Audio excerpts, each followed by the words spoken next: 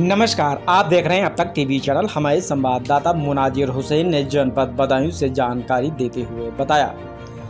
मुख्य अतिथि डॉक्टर सैयद एहतिसामुल हुदा प्रदेश प्रभारी भाजपा अल्पसंख्यक मोर्चा एवं डॉक्टर सैयद नाजिया प्रदेश प्रभारी सहसवान मोहल्ला शाहबाजपुर कासिफ अली खान की आवास पर फूल मालाओं से जोरदार स्वागत किया गया। आपको बताते चले कि सहसवान बदायूं भाजपा अल्पसंख्यक मोर्चा के मुख्य अतिथि सैयद डॉक्टर एहतिसामुल हुदा दर्जा राज्य प्राप्त मंत्री भाजपा अल्पसंख्यक मोर्चा के राज्य हज कमेटी लखनऊ से चलकर सहसवान मोहल्ला शाहबाजपुर कासिफ खान के आवास पर लोकसभा प्रत्याशी दुर्विजय साकी के पक्ष में वोट मांगे। भाजपा सरकार की दी हुई तमाम उपलब्धियों को बताते हुए लोगों को जागरूक किया। आने वाली 7 मई को अपना कीमती वोट डालकर कमल के फूल पर मतदान करने और भाजपा को पूरी बहुमत के साथ फिर से जिताने का कार्य करें। भाजपा ने वह काम किया है जो किसी दूसरी सरकार में किसी ने नहीं किया है। मोहल्ला शाहबाजपुर कासिफ खान के साथ सैकड़ों लोगों ने समर्थन किया। इस बार फिर से मतदान करके मोदी सरकार बनाएंगे और सब लोग मिलजुल कर वोट डालेंगे। इस बीच सभी कार्यकर्ता फैज अली खान, अनवर खान, फराज खान, तौफीक खान और भी लोग उपस्थित रहे। आपको बता दें, वहीं पर जाहिद आलमपुर में वर्तमान प्रधान पूर्व प्रधान अनवर खान, फैज अली खान के साथ सैकड़ों लोगों ने भी समर्थन किया और कमल का फूल खिलाने का वादा भी किया।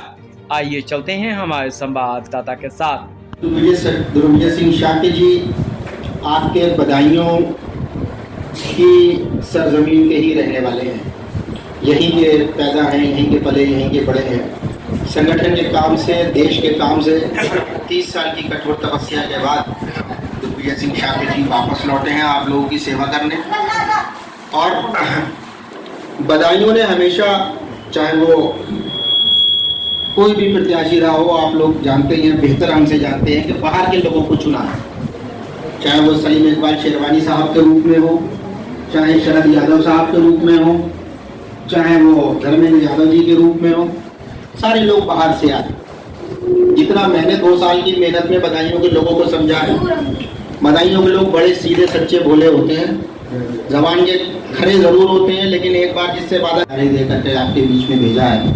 आप ही के बीच का बच्चा हूँ, आप ही के कम्युनिटी से हूँ, आप ही के बीच का हूँ। अक़लियती मुआशरे को भारतीय जनता पार्टी ने लगातार, चाहे वो किसी भी शोबे में हो, लगातार मोटिवेट करने का और आगे बढ़ाने का काम किया है। तो आपके बीच आने का मेरा मेन मकसद ये है कि जो मुस्लिम समाज का वोट है भारतीय जनता पार्टी का, अगर आप लोग मुस्लिम समाज का वोट, अक़लियती मुआशरे का यानी मुसलमानों का वोट सीधे तौर से अगर भारतीय जनता पार्टी को अगर करते हैं, तो एक मैसेज सीधे सीधे ये जाता है कि केंद्र और प्रदेश सरकार ने जो भी योजनाएं अक़लियती मुआशरे के लिए दी, चाहे वो आयुष्मान कार्ड हो, चाहे वो आपका जो है प्रधानमंत्री आवास योजना हो, चाहे उज्ज्वला गैस हो, तो अक़लियती मुआशरा, मुस्लिम समाज और आपके अपने बीच का हो। यहाँ से वोट निकल जाएगा तो सियासी तौर से मेरा तो कल मजबूत हो गई होगा। मैसेज ये जाएगा कि यार अक़लियती मुआशरा बहुत ईमानदार है, अक़लियती मुआशरा अब किसी का बदुआ मजदूर नहीं है, किसी का गुलाम नहीं है, किसी की गुलामी है। अब जो है उत्तर प्रदेश का या देश का मुसलमान किसी की गुलामी नहीं करेगा। आपके वोट को दिल्ली और लखनऊ में जाकर के बेचने वालों को आपको ये जवाब देना है कि जो सरकार हमारे साथ खड़ी है, हम अब उसके साथ खड़े हैं। वरना आप ये बताइए, मैं किसी का नाम नहीं लूंगा, जो और मुखालिफ सियासी जमातें हैं, उन्होंने आपकी लीडरशिप को सिरे से खत्म कर दिया। आपका कोई लीडर बचा नहीं दूसरी राजनीतिक पार्टियों में। दूसरी राजनीतिक पार्टियों के मंचों के ऊपर आपके 5 सारे लीडरों को धक्का देकर के उतार दिया जाता है। लोग आपके साथ फोटो खिंचाने से झिझकते हैं कि कहीं जो है उनके और समाज के लोग नाराज ना हो जाए। और भारतीय जनता पार्टी का कलेजा और हिम्मत देखिए कि जिसके ऊपर तोहमतें लगती हैं, जिसके ऊपर इल्जाम लगते हैं, वो हम जैसे साधारण कार्यकर्ता को आपके बीच भेज रही है और कह रही है जाइए, जाकर के अपने लोगों से अपने प्रत्याशी के लिए वोट दिया। और दूसरी 400 कमल के फूलों को उसमें बधाई, वो कमल सबसे बड़ा खिलाएं। पहली बात ये होगी। दूसरी बात ये मान के चलिए कि भारतीय जनता पार्टी की सरकार निश्चित तौर से 4 जून को आप टीवी में सुबह 10 बजे चलता हुआ देखेगा जब भारतीय जनता पार्टी नरेंद्र मोदी जी की सरकार पूर्ण बहुमत में तीसरी बार। तो ये याद रखिए कि सबसे पहले सुबह जो बहनें और माएं आवाज सुन रही हैं, सबसे पहले सुबह चाय और नाश्ता बाद में बनेगा, पहले वोट कमल पे दबेगा। तो चाय नाश्ता खाना पराठे बाद में, पहले कमल पे वोट लगाना। और प्रत्येक कार्यकर्ता भारतीय जनता पार्टी का, माएं बहनें, हिंदू मुस्लिम सिख ईसाई तमाम सारे लोग अपने अपने घरों से पहले वोट डाल के आए और उसके बाद प्रत्येक कार्यकर्ता दूसरे घरों में जाए, लोगों को मोटिवेट करे। और जैसा अभी पूर्व प्रधान जी ने कहा कि बदायूं का मतदान प्रतिशत कम से कम 80% से ऊपर होना चाहिए।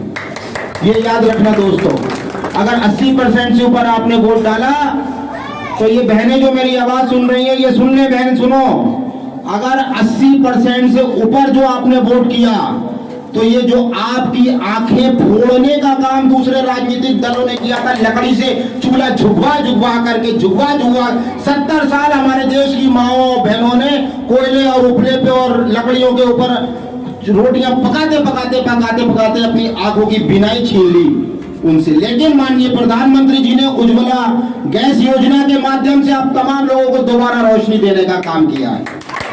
तो बहनों ये याद रखना, और आपकी छतों के ऊपर जो झोपड़ी पट्टी, मैं 3 तलाक का जो भी मैटर है उस पे पूरे प्रदेश की प्रमुख हूँ। योगी जी ने मुझे बनाया है। जितनी भी हमारी माएँ बहनें हैं उनको ऐसा हो जाता है तलाक, तो वो उनका जो भी मैटर है वो हमारे पास आके पंजीकृत होता है। उनकी जो भी समस्या है उनको पेंशन देने का काम भी हम लोगों ने करवाया है। उनके जो छोटे बच्चे हैं अगर वो पढ़ना चाहें तो उसके लिए भी व्यवस्था की गई है। और साथ ही कोरोना काल में जितने भी हमारी माएँ बहनें हैं सबको खूब सारा राशन भी उपलब्ध कराया गया। और मैं समझती हूँ यहाँ जितने भी लोग हैं सारे मुस्लिम भाई, हिंदू भाई, सभी के परिवारों में राशन बिना किसी भेदभाव के मिला होगा। और आपको बता दूं कि अगर आप तीसरी बार भी प्रधानमंत्री जी को ही चुनते हैं, मोदी जी को, तो आगामी 5 सालों की घोषणा भी उन्होंने की है सभी लोगों को एक बार फिर से 5 साल तक राशन मिलेगा। और जितनी भी बहनें हैं हमारी सबके लिए बहुत सारे, खास तौर से आयुष्मान कार्ड का जो काम हुआ है उसमें महिलाओं के लिए बहुत बढ़ चढ़ कर सुविधाएं ली हैं। और जो लोगों का नहीं बन पाया है आयुष्मान कार्ड उनके लिए भी अब दोबारा से ही जल्दी ये शुरू हो रही है प्रक्रिया। तो मैं चाहूंगी कि सहसवान में कैंप लगे यहाँ पर इस ग्राम में, और जो भी लोग रह गए वंचित रह गए हैं प्रधान जी उनका सबका फिर से पंजीकरण हो और मिले। और जितनी विरोधी ताकतें हैं उनसे मैं ये कहना चाहती हूँ कि पानी पीजिए, खूब सारा शरबत भी पीजिए, तरबूज भी खाइए, सब कुछ करिए, बस किसी वहम में मत रहिए क्योंकि तापमान तो कम होना नहीं है, बहुत गर्मी है और सीटें भी नहीं कम होंगी इंशाल्लाह। अब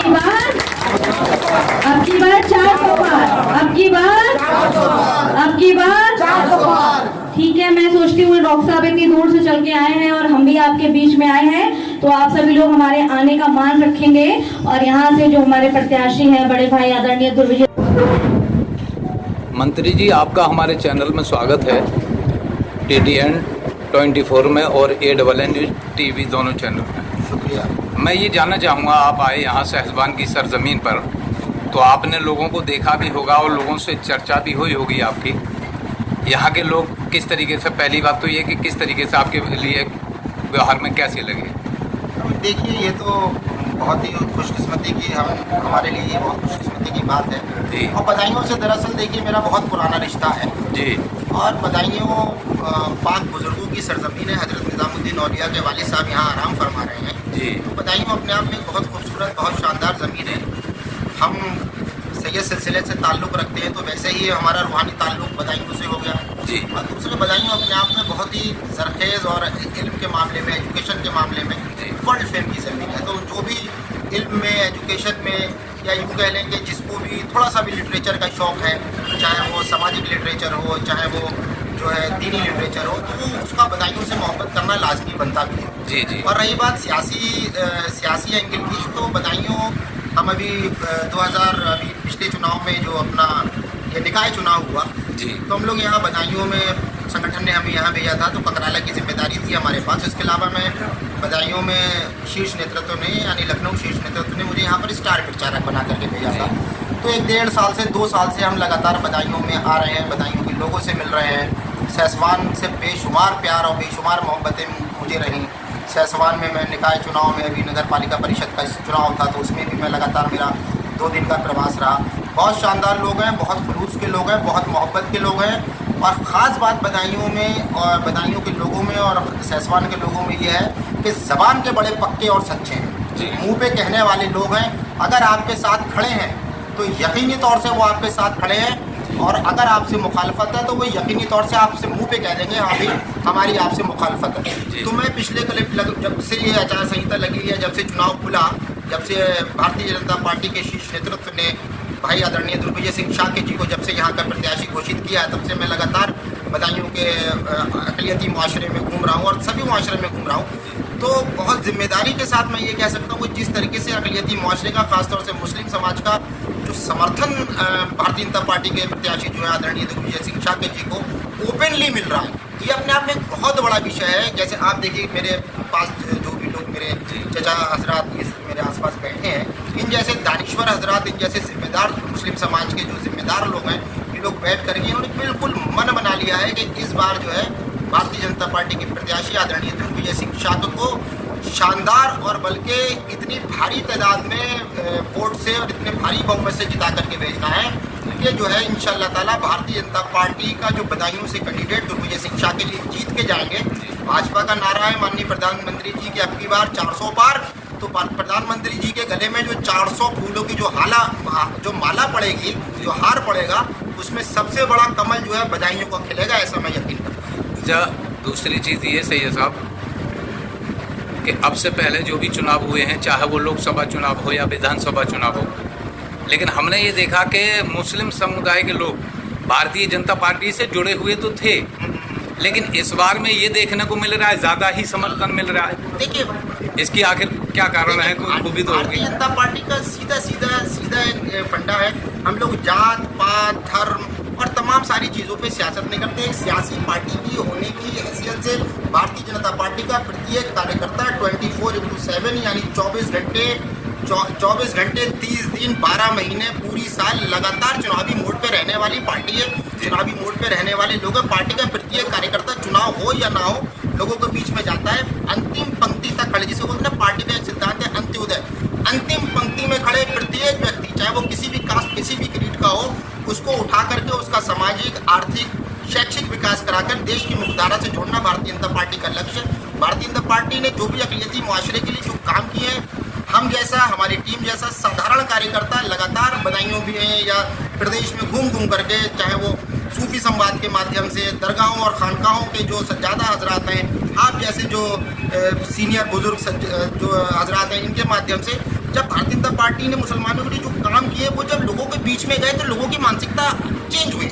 अभी आप देख लीजिए 2024 में यूपीएससी का रिजल्ट आया है, उसके अंदर आप देख लीजिए अक़लियती मुआशरे की कितनी हमारी भाई, कितनी बहनें या कितनी बहन, कितनी बेटियों का सिलेक्शन हुआ है। तो ये पिक्चर माइनॉरिटीज़ के दिमाग में बिल्कुल क्लियर है कि हमारे वोटों के ऊपर पिछले लगभग 70 साल से जिन सियासी जमातों ने डाका डाल करके अक़लियती मुआशरे के वोट को लूटने का काम किया, उसका शोषण करने का काम किया, भारतीय जनता पार्टी अंतिम पंक्ति में खड़े हुए प्रत्येक व्यक्ति को समाज में बराबरी का हक दिलाने के लिए प्रयासरत है। और ये चीज़ सोच करके मुस्लिम समाज भारतीय जनता पार्टी के साथ शाना बशाना खड़ा है और नरेंद्र मोदी जी को तीसरी बार देश का प्रधानमंत्री देखना चाहता है।